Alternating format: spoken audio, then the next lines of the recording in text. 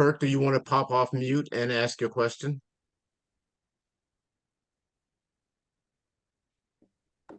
Yes. So my question really is, how do you hold someone in your network accountable for something that they promised as a follow-up?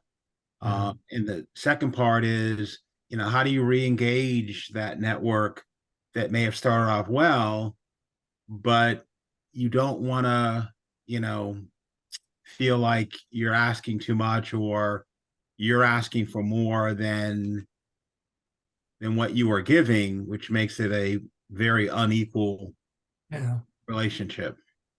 Well, these are difficult conversations, and we all at different points in our lives and our careers have difficult conversations. But in that situation where if you really feel that someone is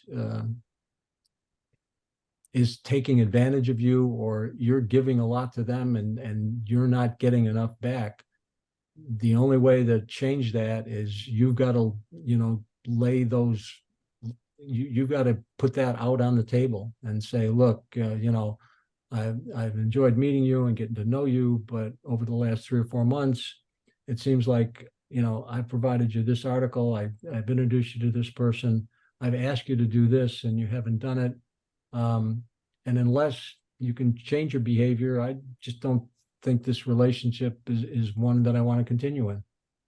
Well, what if it's reversed, where I'm the one asking for more and feel as if I, at this point, can't give as much because of I'm really the one in job search mode? Yeah, okay.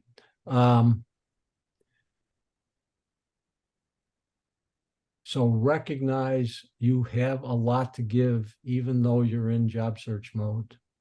Again, the gives to someone else can be as simple as sending them an article, introducing them to someone in your network, recommending the best Chinese restaurant, because that's what they wanted. Okay, that's something they said, right? Try to think about things that you can give to them. And obviously, when you're talking to them, this is where engaging them, if someone's granted you an informational interview and you're basically, asking questions and they're doing the talking and they're giving you your time, they're giving their time to you, and they're giving you their expertise and their everything that they know that they're sharing with you. That's a big give on their part. Hopefully most people should be happy to do that and give back to others. That's what master networkers do. And so you feel, oh God, this is like, I can't possibly give back as much to them as they're giving to me.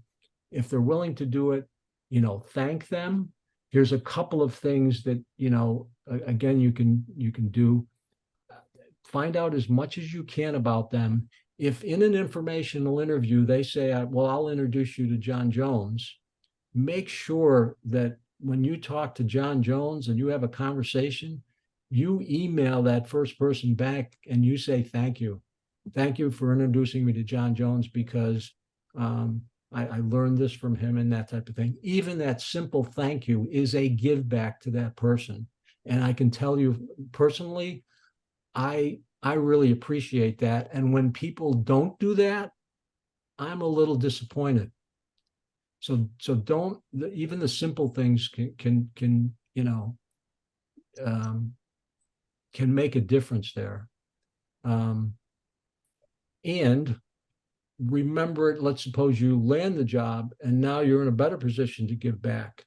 Don't forget that person. If there's now something you can, boy, you helped me in the job search so much. Hey, I wanted to let you, first of all, I want to let you know I landed the job. And again, if there's anything I can do to help you in, moving forward, please reach out to me. And if you can think of something independently of them reaching out to you to give back to them, give back to them. And again, it can be, the gives can be really simple, simple gives, but but other people recognize that. They recognize that, certainly I talk to a lot of job seekers. And if people are willing to meet with you, they're typically people who are giving back. That's what they do. And so the disparity may be more in your head, and you're more worried about it than they are. Now, I'm making a generalized statement across all human beings, and all human beings are not the same. So every situation may be a little bit different, but I think most people respect, and most people today have been through the job search process themselves at one time in their career.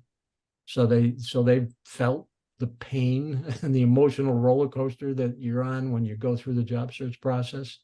So people are willing to help.